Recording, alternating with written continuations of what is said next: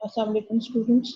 आज जो है आपका जो स्टैट्स की जो क्लास है उसमें आपका जो टॉपिक है वो है काई स्क्वायर टेस्ट या गुडनेस ऑफ फिट कहलाता है। ये गुडनेस ऑफ फिट का जो टेस्ट होता है यूजुअली ये चेक करने के लिए किया जाता है कि जो भी डाटा है वो बेसिकली जो एक्सपेक्टेड जो है, मतलब हम जो चीज़ एक्सपेक्ट कर रहे हैं उसके मुताबिक है या नहीं है। आपका से फॉर एग्जांपल आपको दो वैल्यूज दी जाती हैं। एक में ये कहा जाता है कि जी दोनों जो वैल्यूज हैं वो एक दूसरे के बराबर होनी चाहिए। अब आपका ख्याल है कि बराबर होनी चाहिए, लेकिन एक्चुअल में होता यह है कि जब आप उसके ऊपर टेस्ट रन करते हैं तो आपको पता चलता है कि बराबर नहीं है बल्कि एक दूसरे से खासा डिफरेंस है। तो वो जो डिफरेंस कैलकुलेट होता है वो बेसिकली ये बताता है कि जो दोनों के दरमियान में जो डिफरेंस है, जो दो वैल्यूज के दरमियान में जो एक्सपेक्टेड थी और जो हमने ऑब्जर्व की है उनमें जो डिफरेंस है वो अच्छा फिट है या नहीं है, या एक दूसरे के लिए मतलब सिग्निफिकेंट डिफरेंस है या नॉन सिग्निफिकेंट डिफरेंस है। अगर नॉन सिग्निफिकेंट डिफरेंस है तो उसको हम गुड मतलब गुड फिट कहते हैं, और अगर सिग्निफिकेंट डिफरेंस होता है तो फिर उसको हम बैड फिट कहते हैं। इसके हवाले से जब हम बात करते हैं, पहली चीज तो ये कि यहाँ पे ये ज्यादातर बाइनोमियल डिस्ट्रीब्यूशन को फॉलो कर रही होती है goodness of fit.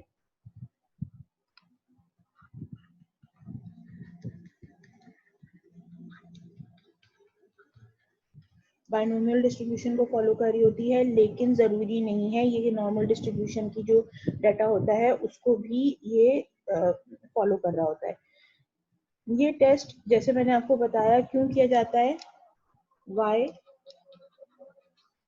Is it done.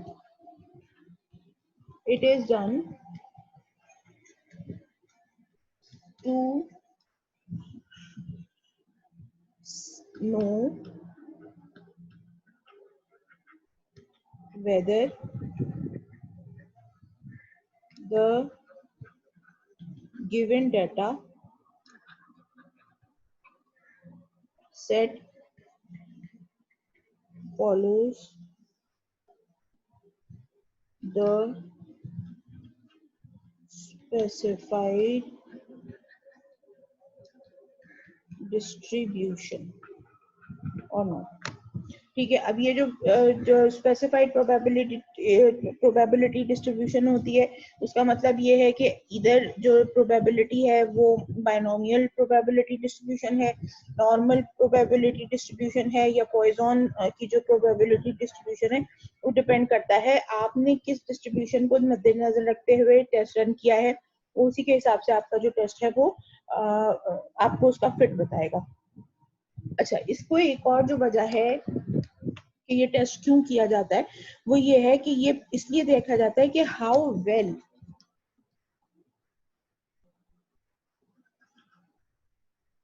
Sample fit a distribution from population.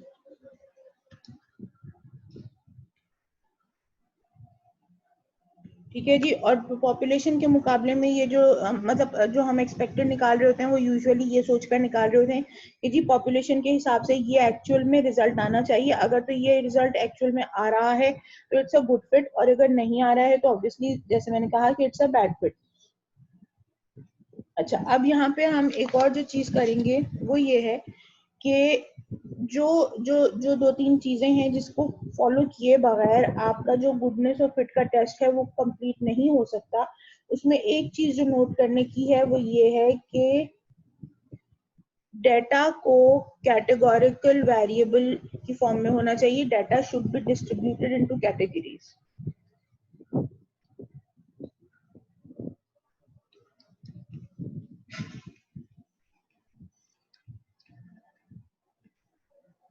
अगर कैटेगरीज नहीं है, कंटिन्यूस वेरिएबल का जो डाटा है उसके ऊपर गुडनेस ऑफ फिट या काई स्क्वायर टेस्ट नहीं लगाया जाता।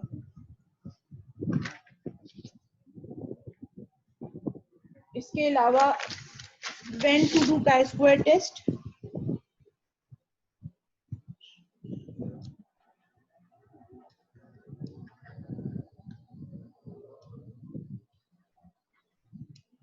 नंबर 1, जैसे कि मैंने कहा, डेटा कैटेगोरिकल होना चाहिए।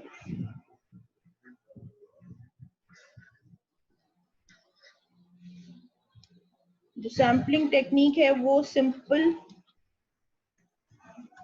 रैंडम सैम्पलिंग होनी चाहिए।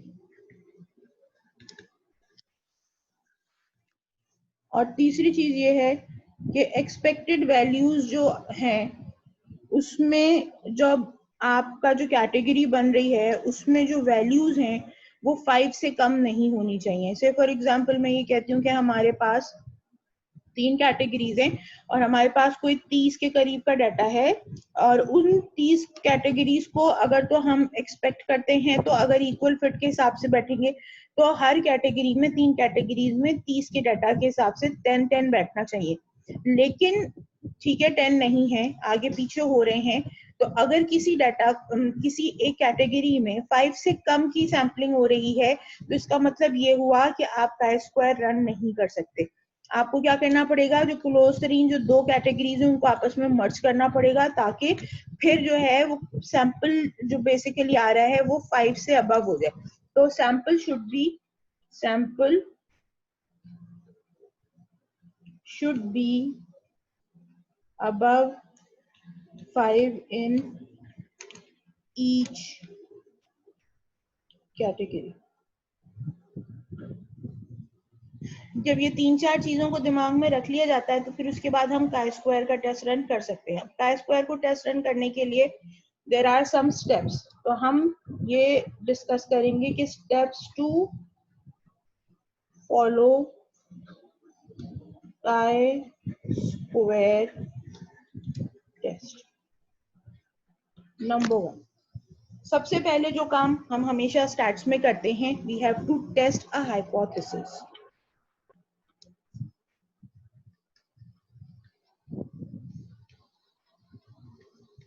ठीक है जी, तो जब हाइपोथेसिस की टेस्टिंग की जाती है तो जाहिर सी बात है हमारे पास 2 तरह की हाइपोथेसिस होती हैं। हमको वो दोनों हाइपोथेसिस को मैथमेटिकल इक्वेशन में या वर्ड्स में, स्ट्रिंग्स में लिखना पड़ेगा। H0 यानी null hypothesis and HA alternative hypothesis. H0 क्या होगी, यूजुअली हमें मालूम है कि कभी भी जब हम हाइपोथेसिस टेस्टिंग करते हैं तो जो H0 होता है उसको हमेशा इज इक्वल टू के साथ लिखा जाता है। तो हमारे पास जो नल हाइपोथेसिस बनेगी वो बहुत आसान हो जाती है बनानी, जब ये चीज कंफर्म हो कि आपने कोई एक चीज लाजमी रखनी है। नल हाइपोथेसिस का जो मैथमेटिकल जो नोटेशन है वो इज इक्वल टू है। तो कोई भी अगर आप ग्रुप्स ले रहे हैं, 4 या 5 ग्रुप्स है, उनका आपस में कंपैरिजन हो रहा है, तो वो जो कंपैरिजन है वो इज इक्वल टू का होना चाहिए। तो नल हाइपोथेसिस हम यहाँ पे, जैसे मैंने बात की कि chi-square टेस्ट पे हम जो कंपैरिजन कर रहे होते हैं वो ऑब्जर्व्ड और एक्सपेक्टेड वैल्यूज का कर रहे होते हैं। तो यहाँ पे क्या हो जाएगा, observe is equal to expected. ठीक है, तो ये लाजमी सी बात है कि जब आप नल हाइपोथेसिस की बात करते हैं तो नल हाइपोथेसिस में observed and expected should be equal. तो अगर अब ऑब्वियसली इसकी जो ऑल्टरनेटिव बनेगी, क्या क्या बन सकती है, observe less than expected, observed greater than expected and observed not equal to expected. अब यूजुअली यहाँ पे याद रखिएगा कि जो ग्राफ है, chi-square का जो ग्राफ है वो पॉजिटिवली स्क्यूड ग्राफ है, तो हम इसमें लेस देन वाली जो वैल्यूज है, ये लेस देन वाली जो ऑल्टरनेटिव हाइपोथेसिस है वो इस्तेमाल नहीं करेंगे। ठीक है, तो अब आपके पास क्या रह गया, ऑब्जर्व ग्रेटर देन एक्सपेक्टेड या observed unequal to expected. If an unequal है तो इसका मतलब भी यही होगा कि ये उससे ज्यादा होगा। अगर उसके कम में है तो इसका मतलब है कि क्रिटिकल रीजन के अंदर है, तो इसका मतलब आपकी नल हाइपोथेसिस एक्सेप्ट हो जाएगी। अब ये किस तरह से हो रहा है ये देख लीजिए। ये एक ग्राफ है, मैंने क्या कहा, सिंगल पीक का ग्राफ होता है विथ पॉजिटिव स्क्यूनेस। एक साइड पर टेल निकली हुई होती है, इसकी जो पॉजिटिव साइड है उसकी तरफ टेल निकली हुई होती है और सिंगल पीक होती है। अब इसमें जो है आपका जो क्रिटिकल रीजन है वो कहीं पे इस जगह से बाहर की तरफ बनता है। ठीक है जी। अब यहाँ पे अगर तो डाटा इस जगह पे आ रहा है आपकी जो वैल्यूज आ रही है का स्क्वायर वैल्यू अगर इस जगह पर लाई कर रही हैं तो आप नल हाइपोथेसिस को एक्सेप्ट करेंगे। ठीक है जी। ये जो एरिया है ये आपकी क्रिटिकल रीजन है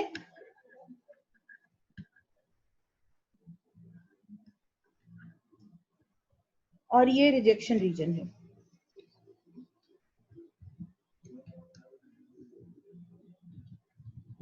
यानी अगर वैल्यू इस रीजन में लाई करती है, क्रिटिकल वैल्यू के बाहर आ जाती है और इस रीजन में लाई करती है, तो इसका मतलब क्या हुआ कि ये रिजेक्शन रीजन है, यानी नल हाइपोथेसिस को आप यहाँ पे रिजेक्ट करके ऑल्टरनेटिव को एक्सेप्ट करेंगे।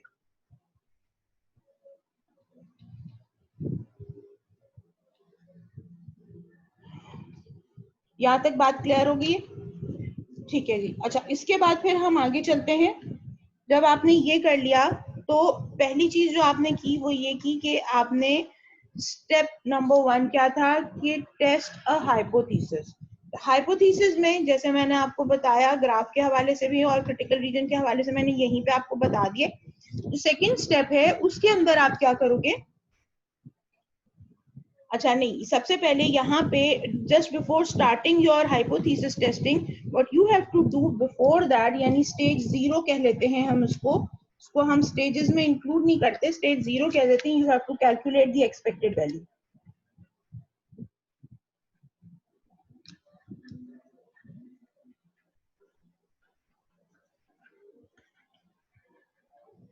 First you have to calculate the expected value, then you have to test a hypothesis, यानी for that you have to make a hypothesis.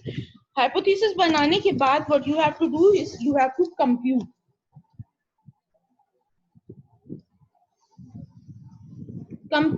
the chi-square value. अब chi-square value को compute करने के लिए जो formula इस्तेमाल करते हैं हम, chi-square is equal to summation of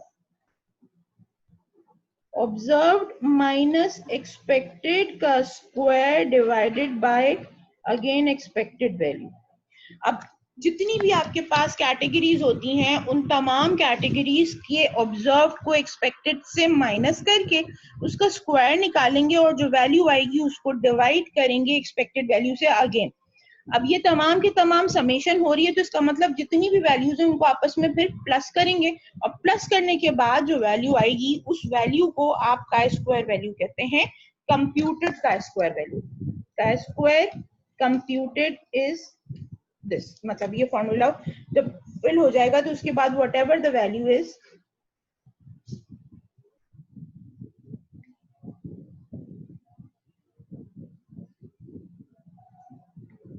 whatever the value is वो आप यहाँ पे डाल देंगे। और ये थोड़ी सी स्क्रीन आगे पीछे चली गई।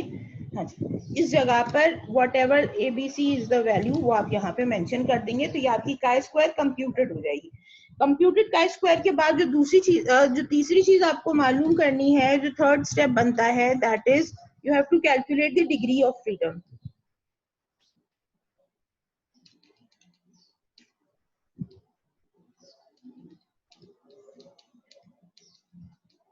आमतौर पे जब हम टेस्ट कर रहे होते हैं, जितने भी हाइपोथेसिस टेस्ट होते हैं, उसमें जो n वैल्यूज होती हैं, जितनी भी वैल्यूज होती हैं उसका जो टोटल नंबर होता है उसको 1 से माइनस करते हैं तो डिग्री ऑफ फ्रीडम कैलकुलेट होता है। In case of chi square test हम यहाँ पे जो n ले रहे हैं वो नहीं है, क्या कहना चाहिए कि नंबर ऑफ रीडिंग्स नहीं है, it's the number of categories which are coming. अब से फॉर एग्जांपल मेरे पास कोई 5 कैटेगरीज का एक डाटा है जिसमें मेरे पास 5 जो है कैटेगरीज बन रही हैं, तो ये न्यू की वैल्यू होती है जिसको हम डिग्री ऑफ फ्रीडम के लिए इस्तेमाल करते हैं।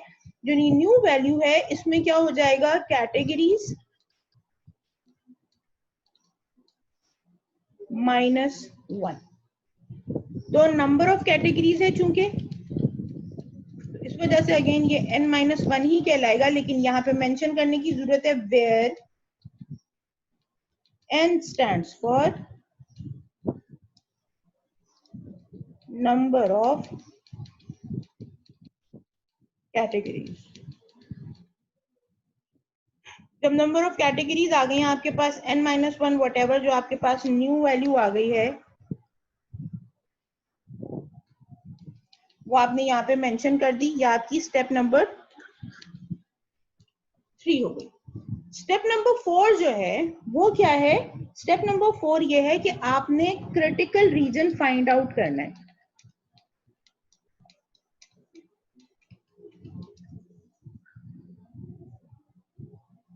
क्रिटिकल रीजन फाइंड आउट करना है। अब यहाँ पे ये बहुत इंपॉर्टेंट चीज है कि जब हम क्रिटिकल रीजन फाइंड आउट करते हैं तो इसके लिए हमें एक अदद टेबल की जरूरत पड़ती है जो कि काई स्क्वायर टेबल कहलाता है। मैं आपको अभी वो शो करती हूँ, आपको जो है वो आराम उसके बाद इजीली क्लियर हो जाएगा कि उसको हम कैसे करते हैं। लेकिन ये बात यहाँ पे मैं आपको बता दूं, क्रिटिकल रीजन के लिए कम से कम जो वैल्यू है जो आपको चाहिए होती है अल्फा की, वो है 0.05। आप जानते हैं कि जब तक हमारे पास एटलीस्ट 5% की कॉन्फिडेंस ना हो तो हम किसी भी टेस्ट को जो है वो सिग्निफिकेंट या एक्सेप्टेबल नहीं मानते। तो हमारे पास जो अल्फा की वैल्यू है वो 0.05 या उससे जितनी भी कम हो जाएगी तो वो ऑब्वियसली सिग्निफिकेंस बढ़ती चली जाएगी। हम बात कर रहे हैं, लेकिन टू स्टार्ट विथ हम जो बात कर रहे हैं वो बात कर रहे हैं अल्फा की वैल्यू एट 0.05। तो अब जब हम टेबल में से जब ये वैल्यू सर्च करेंगे, किस तरह करेंगे ये मैं आपको बता रही हूँ। अच्छा भाई ये देखिए, ये जो है ये काई स्क्वायर का टेबल है और काई स्क्वायर के टेबल में सबसे पहले आपको जो ग्राफ दिखाई दे रहा है वो ये ग्राफ है। यहाँ पे आप देख सकते हैं वही ग्राफ जो हम पहले थोड़ी देर पहले बना के बैठे हुए कि ये जो है सिंगल पीक है। फर्स्ट ऑफ ऑल पहली चीज आपको दिखाई दे रही है वो सिंगल पीक है। दूसरी चीज ये है कि इसकी पॉजिटिव साइड पर टेल जा रही है, तो इस वजह से ये क्या कहलाता है? पॉजिटिवली स्क्यूड ग्राफ कहलाता है। अच्छा, दूसरी बात ये कि ये जो लाइन देख रहे हैं ये काई स्क्वायर अल्फा की लाइन है जो कि अभी हम यहाँ से ढूंढ के वैल्यू निकालेंगे, ठीक है। अच्छा, उसके बाद आगे जो शेडेड एरिया है ये पूरा का पूरा जो है आपका रिजेक्शन रीजन है, जो कि हम पहले भी बात कर चुके हैं। अगर आपकी वैल्यू जो है वो अनशेडेड एरिया के अंदर आती है, यानी आपकी क्रिटिकल रीजन के अंदर आती है, तो आपकी नल हाइपोथेसिस एक्सेप्ट होती है। लेकिन अगर आप की जो वैल्यू है, कैलकुलेटेड वैल्यू जो है वो शेडेड एरिया के अंदर चली जाती है, तो फिर आप नल हाइपोथेसिस को रिजेक्ट करेंगे और ऑल्टरनेटिव हाइपोथेसिस को सिलेक्ट करेंगे।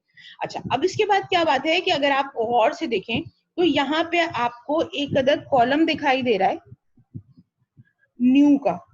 न्यू के लिए जो वैल्यूज हैं 1 2 3 4 5 6 7 8 and so on and so fourth, ये नीचे तक वैल्यूज जा रही हैं, ठीक है जी।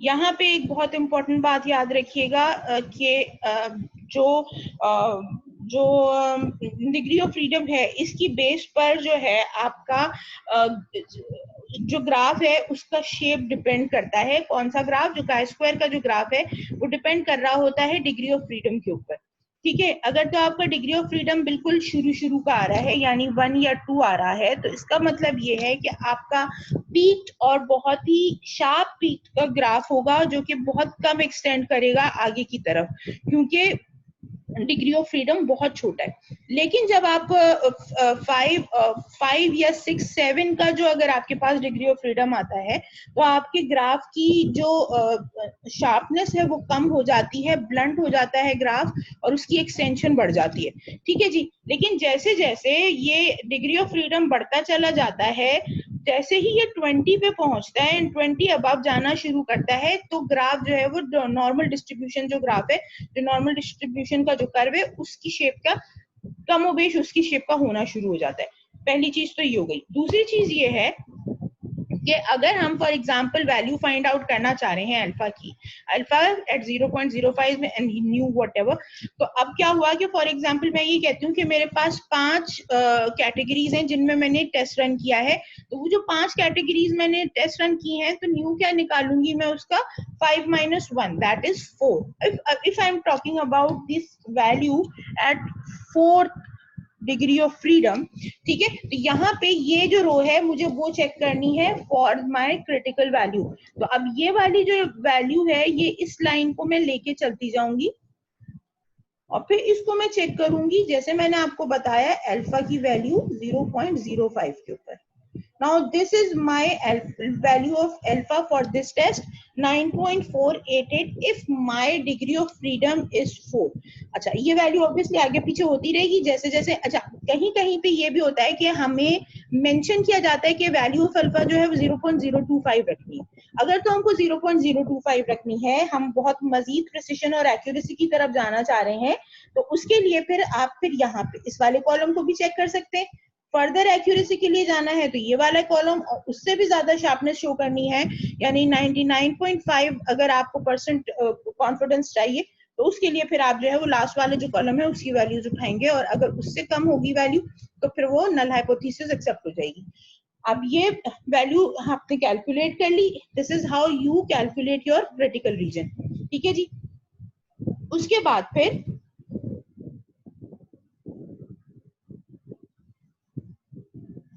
वापस हम we are back on our stages of या स्टेप्स ऑफ काई स्क्वायर। जब ये आपने रीजन निकाल लिया, से फॉर एग्जांपल मेरे पास जो वैल्यू आई थी वो आई थी 9.588। अब मैंने ये उठा के ये बनाया ग्राफ, और ग्राफ बनाने के बाद फिर मैंने ये क्रिटिकल रीजन मार्क किया, ठीक है जी। काई स्क्वायर अल्फा यहाँ पे निकाला जो कि आ रहा है कैलकुलेटेड काई स्क्वायर अल्फा आ रहा है 9.55 से फॉर एग्जांपल आ रहा है, ठीक है जी। अब इससे आगे ये एक्सेप्टेंस रीजन है, यानी यूं बैक पे हम जा रहे हैं तो ये एक्सेप्टेंस रीजन है, लेकिन जब हम इस साइड पे जा रहे हैं तो ये हमारा क्या आ रहा है, रिजेक्शन रीजन।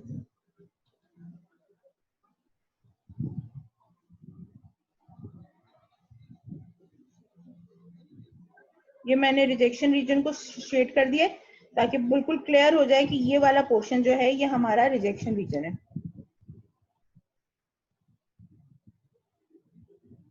ठीक है जी। जब ये हो गया तो उसके बाद फिर हम आते हैं अपनी फिफ्थ स्टेप की तरफ। And step 5 is that you have to compare calculated value with your expected value, मतलब योर टेबुलेटेड वैल्यू।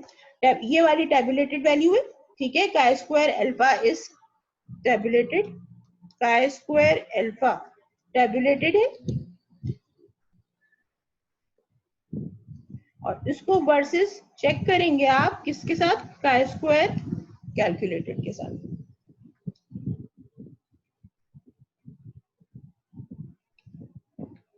जैसे ये मैंने बोला इफ काई स्क्वायर, गलत पिक्चर बना दी, chi square calculated is equal to chi square alpha, then accept H naught.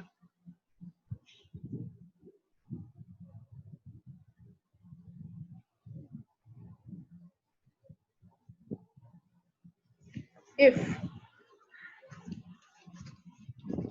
chi square calculated is greater than chi square alpha, then reject H naught and accept alternative.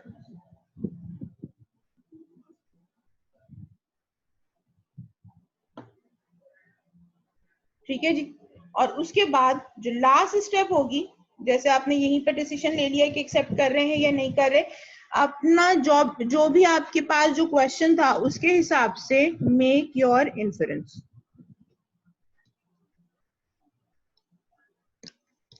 what could be your inference, I don't know, whatever the question is उसके मुताबिक आप लेके चलेंगे और अपना inference बनाएंगे। Is that clear? यहां तक बात समझ में आ गई है? तो हम आगे चलते हैं। अच्छा, इसमें जो है एक चीज याद रखने वाली है, अब आगे हम एग्जाम्पल करेंगे, आपको ज्यादा बेहतर तरीके से समझ में आएगा। इसमें ये चीज याद रखनी है कि एक्सेप्ट एच नॉट का मतलब यूजुअली लिया जाता है गुड फिट, ठीक है जी, और रिजेक्ट एच नॉट का मतलब लिया जाता है बैड फिट। क्योंकि आप गुडनेस ऑफ फिट देख रहे हैं ना, तो उसके हिसाब से आपकी नल हाइपोथेसिस का एक्सेप्ट होना जरूरी है।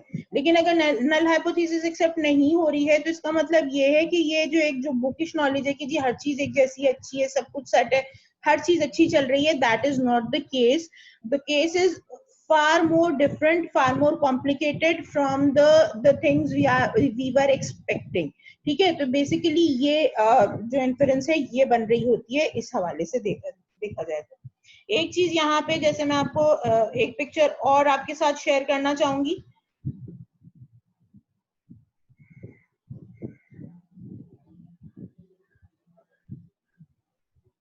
और इसको जरा सा मैं एक्सप्लेन कर दूं तो उसके बाद फिर हम जो है वो एग्जाम्पल की तरफ चलते हैं।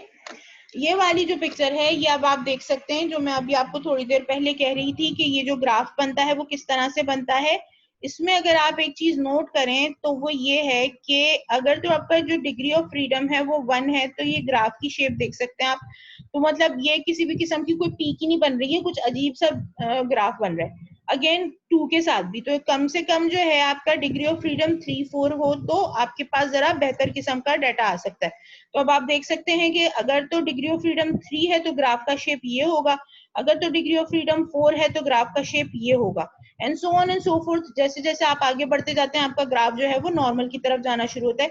अगर आप ये देखें तो 9 के ऊपर भी ये फेयरली नॉर्मल डिस्ट्रीब्यूशन की तरफ यानी सेंटर की तरफ जो पीक है वो जानी शुरू हो गई है। तो वो जो 20 का जो डाटा आएगा, अगर तो 20 का डिग्री ऑफ फ्रीडम आता है तो वो फिर यानी अगर आपके पास 11 कैटेगरी 21 कैटेगरीज हैं और उसमें से फिर आपने डिग्री ऑफ फ्रीडम 20 निकाला है तो बहुत आराम के साथ आपका नॉर्मल डिस्ट्रीब्यूशन की तरफ चला जाता है कर्व। लेकिन बाकी अगर देखा जाए तो अगर आपसे कोई पूछता है कि जी काई स्क्वायर का जो कर्व है वो किस तरह का है, तो काई स्क्वायर का कर्व जो है वो पॉजिटिवली स्क्यूड है, सिंगल पीक है, ठीक है। शार्प या जो शैलो पीक है वो डिपेंड कर रहा होता है upon the degree of freedom. जितना अच्छा, जितना ज्यादा डिग्री ऑफ फ्रीडम होगा पीक उतनी ही शैलो होगी और उतनी ही स्मूथ होगी। लेकिन अगर जितना कम डिग्री ऑफ फ्रीडम होगा पीक जो है वो हाई होती चली जाएगी और शार्प होती चली जाएगी। ये बात का ध्यान रखना आपको बहुत जरूरी है।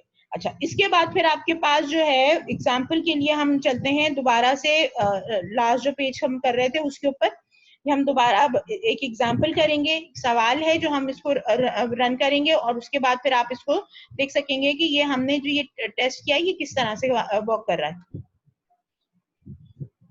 क्वेश्चन है आपके पास कि एक फेयर डाई है, ठीक है, जो 6 कॉर्नर का डाई होता है वो आपने रोल किया। जैसे कि आप लूडो वगैरह खेलते हुए डाई रोल करते हैं तो उसमें आपने ये देखना है कि आपके पास 6 कॉर्नर्स होते हैं और हर कॉर्नर पे नंबर लिखा हुआ होता है। 1 से लेके 6 तक के नंबर्स होते हैं। अब ये जो 1 से लेके 6 तक के नंबर्स हैं तो इनके आने की प्रोबेबिलिटी क्या है। यूजुअली हमने ये चेक करना है यहाँ पे कि if a fair die is toss 60 times find the probability of each face rolling up, compare expected from the observed value. और ऑब्जर्व्ड वैल्यूज हमारे पास गिवन है तो हम इसको इस तरह से चेक करेंगे। फेयर डाई की 60 टाइम्स की रोलिंग हो रही है,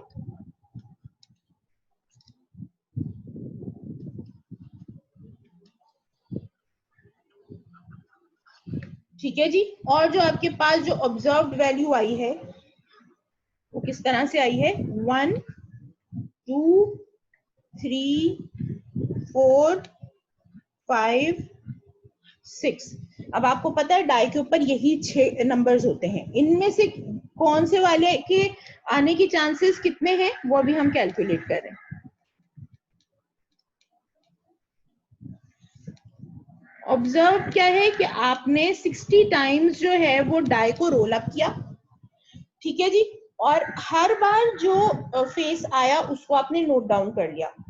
जब वो फाइनली 60 टाइम्स रोल अप हो गया तो देख लिया आपने कि कितने नंबर्स, कौन सा वाला नंबर कितनी बार आया। तो जो डाटा मेरे पास आया है वो क्या है, 11 टाइम्स 1 आया, 7 टाइम्स 2 का नंबर आया, 15 टाइम्स 3 का नंबर आया, 4 times 6, 5 times 17 and again 4 times 6. ठीक है जी। अच्छा, अब इसकी एक्सपेक्टेड आपको कैलकुलेट करनी होगी। वो कैसे कैलकुलेट करेंगे कि आपने सबसे पहले, यानी जो आपकी जो स्टेप 0 है वो क्या है, कैलकुलेट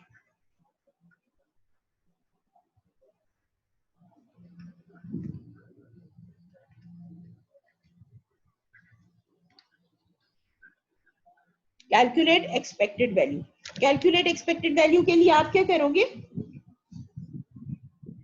कि चूंकि 6 है तो हर फेस के आने के जो चांसेस हैं वो कितने हैं, 1/6 टाइम्स। ठीक है जी, 6 साइड हैं, 6 दफा रोल करेंगे तो हर फेस का एक मर्तबा तो आने की प्रोबेबिलिटी है कि एक दफा फेस अप करेगा कोई सा एक साइड। ठीक है जी, तो अब इसको क्या करेंगे, चूंकि हमने ये 60 टाइम्स किया है तो आपके पास क्या आ गया, 60 divided by 6 it gives you 10। तो आपके पास जो एक्सपेक्टेड वैल्यू आ रही है,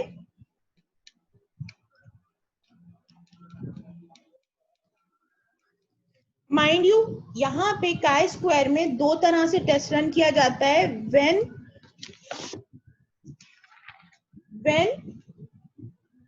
इक्वल एक्सपेक्टेड प्रोपोर्शंस होते हैं, दो तरह से रन किया जाता है, with equal expected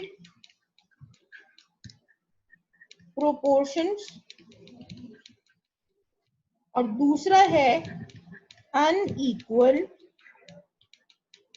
expected proportions. ठीक है जी, फिलहाल जो पहला टेस्ट मैं रन कर रही हूँ वो है इक्वल एक्सपेक्टेड प्रोपोर्शन से, इसलिए मैंने कैलकुलेशन की। कैलकुलेशन करने के बाद जो एक्सपेक्टेड वैल्यू निकल के आई है वो मेरी 10 आई है। तो मैं क्या करूंगी कि हर एक जो फेस है उसके ऊपर 10 मेंशन कर दूंगी।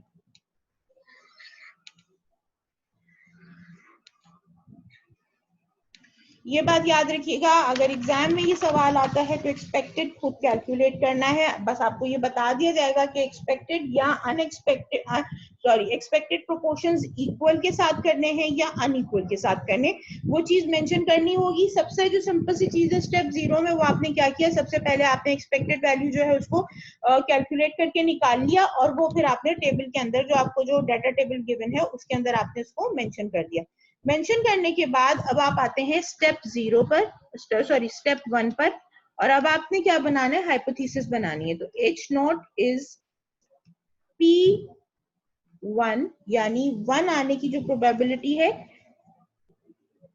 That is equal to P2, यानी probability of coming 2 face up, rolling up, फिर P3 is equal to P4 which is equal to P5 and which is equal to P6. This is what you have to write your null hypothesis in a mathematical way. ठीक है जी, इसके बाद फिर अब आप आते हैं ऑल्टरनेटिव हाइपोथेसिस के ऊपर। तो आइदर आप ये लिखें जी सारों के साथ कि जी P1 is not equal to P2, which is not equal to P3, which is not equal to P4, which is not equal to P5, and that is not equal to P6. इतनी बड़ी कहानी लिखने के बजाय लिख दें at least one value is not equal. At least one value is not equal. ठीक है जी, बाकी देख लेंगे कि क्या होता है, कैसे कैसे होता है। ठीक है जी, तो ये तो हो गया आपका स्टेप नंबर 1 कि इसके अंदर आपने क्या किया कि आपने जो है वो हाइपोथेसिस बना ली, जिसमें पहली जो नल हाइपोथेसिस है वो ये कि जी तमाम जो है उसके अंदर इक्वल है, और तमाम के तमाम जो डाई के फेसेस हैं वो इक्वली शो अप करेंगे। और एच ऑल्टरनेटिव में ये लिखा है कि जरूरी नहीं है, एटलीस्ट कोई एक साइड जो है वो अनइक्वल शो अप करेगी। ठीक है जी। इसके बाद फिर आपके पास आता है स्टेप नंबर 2, जो कि आपको कैलकुलेट करना है अपना chi square calculated, sorry chi square calculated के लिए जैसे मैंने आपको बताया फॉर्मूला क्या है, समेशन ऑब्जर्व्ड माइनस एक्सपेक्टेड का स्क्वायर अपॉन एक्सपेक्टेड, सॉरी, ठीक है जी। अब यहाँ पे आप उसी के हिसाब से लिख लीजिए, chi square is equal to, पहला वाला जो है आपके पास जो P1 है, P1 क्या है 11 माइनस 10 ओवर 10 प्लस P2 क्या है 7 minus 10 over 10 plus P3 15 minus 10 over 10 और उसका square 6 minus 10 over 10 plus 17 minus 10 over 10 plus 4 minus 10 over 10।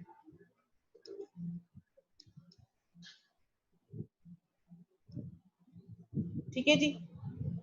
अब इस जगह पर लाके अब फर्स्ट ऑफ ऑल इसको कैलकुलेट करें खुद, और क्योंकि अगर तो मैं आपको कैलकुलेशंस बता देती हूँ तो आपके लिए बहुत आसान हो जाएगा, लेकिन अगर आप खुद कैलकुलेशंस करते हैं तो आपको प्रॉपर तरीके से रिजल्ट्स मिलेंगे।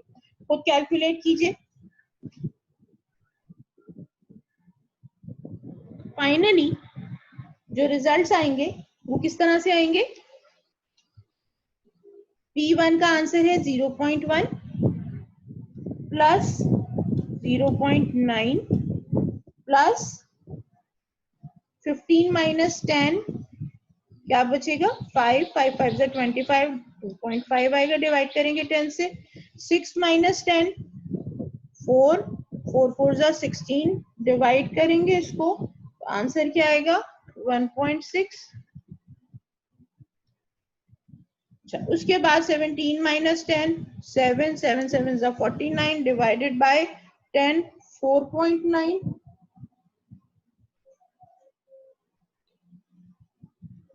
Plus 4 minus 10 6, 6 6 are 36 divided by 10,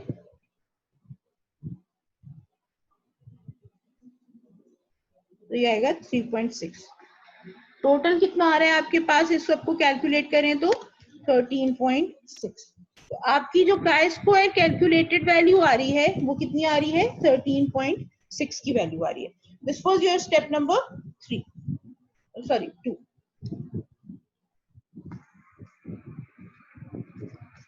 step 3 क्या है आपका, डिग्री ऑफ फ्रीडम आपने कैलकुलेट करना है।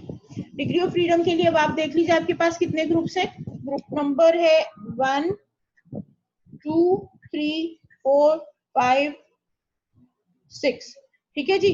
तो आपके पास न्यू कितना कैलकुलेट होगा 6 minus 1 which is equal to 5, तो न्यू है आपका 5।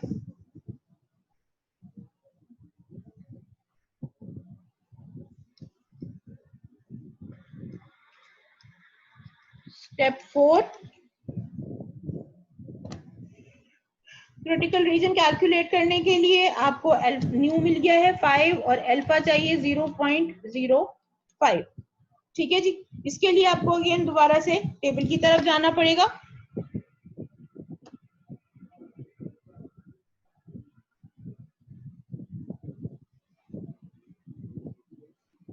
टेबल पे वापस आ जाते हैं।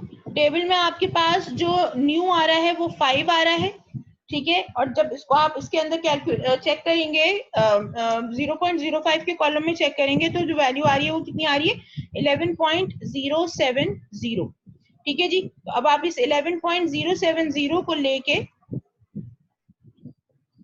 यहाँ पे मेंशन करेंगे तो आपकी एक्स स्क्वायर अल्फा जो आ रही है, sorry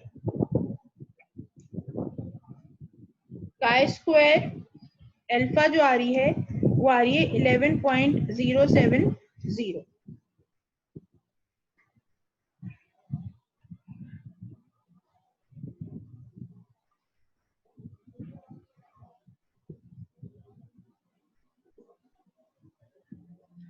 chi² alpha is 11.070. Step number 5, compare करना है आपने। कंपेयर किसको करना है आपने? chi² alpha versus chi² calculated. ठीक है जी, आपके पास जो chi² alpha आ रहा है वो आ रहा है 11.070, whereas your chi² calculated is 13.6। Obvious सी बात है, जो आपका जो ये रिजेक्शन रीजन बना है, जो हमेशा याद रखिएगा ये टेबल हमेशा 0 से शुरू होता है। ठीक है, तो अगर यहाँ पे ये 11 है तो ये 10 हो गया, ऑब्वियसली इसके साथ 2, 4, 6, 8, 10, 12, 13. There must be this area somewhere here that your chi² calculated आ रही है 13.6। ठीक है जी, तो ये बहुत सेफली लाई कर रही है in the rejection region. Therefore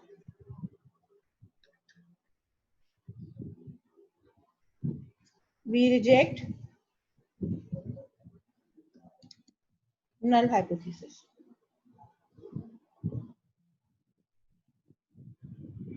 step number 6, इसको आपने जो है वो वर्ड का जो मतलब जो वर्ड में आप इसको लिखेंगे, किस तरह से लिखेंगे? क्या चेक कर रहे थे कि फेयर डाई का के जो ऑल फेसेस हैं they are equal when they are rolled up. That is not correct. So the chance of each face to roll up when a fair die is rolled is not equal. This is your answer.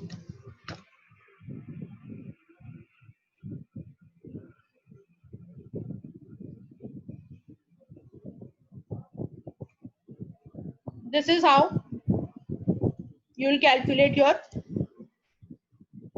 whole solution.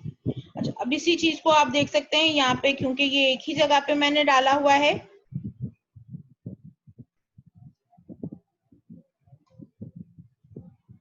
यहाँ पे आप ये देख सकते हैं, goodness of fit के हवाले से सारी डिटेल है, और फिर ये एक जो है वो सोल्यूशन हुआ। Is that clear? आपको बात समझ में आ गई है? Okay, thank you.